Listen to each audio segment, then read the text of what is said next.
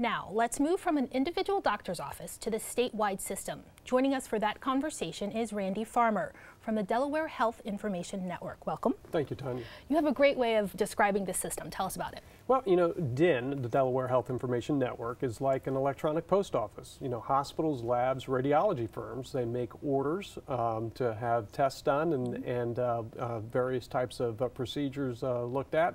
And the results of those requests are posted through our network so that doctors and healthcare providers have an easy, safe, secure way to get the results quickly on their patients. Now, who's connected? Who's plugged in? So we launched in 2007.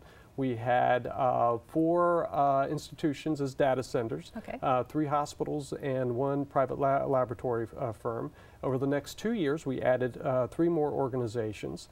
And now we have 10 data centers live, including all but one of the hospitals. Nanacoke, they're coming on board later this year. So we'll have 100% of hospitals in the state delivering results into the statewide information network, as well as the various radiology and private laboratory firms. Okay, so at year 5, what's on the horizon? What are you looking to do new? One of the things that we're working on is allowing providers to be able to work more closely with the Division of Public Health and querying information in public health right from their internal systems. Let me understand that. So like vaccinations for the public health. Exactly, okay. Precisely, the immunization information.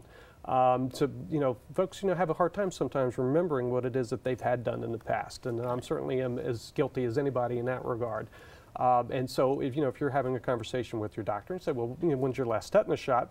Eventually, the folks will be able to work through our network, query public health for that information, and see the records associated with that particular patient. So that's one of the exciting things that we're working on.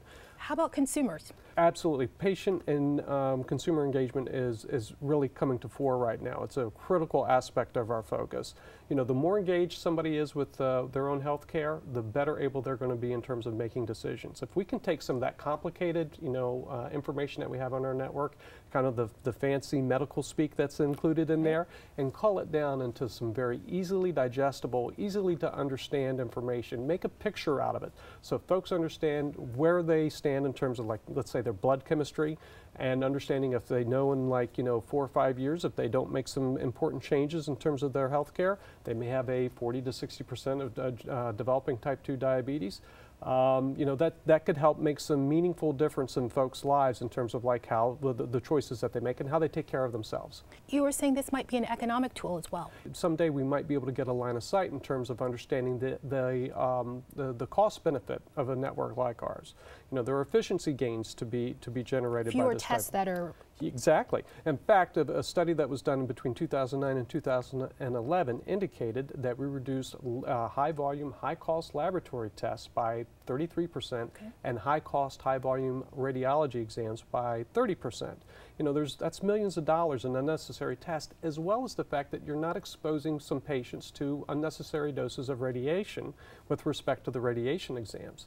If we can show that we're bringing the cost down in terms of healthcare, we'll have an easier time attracting new businesses, new organizations, because it's going to cost less for them to insure their employees. Wonderful. Thanks. We'll leave it there.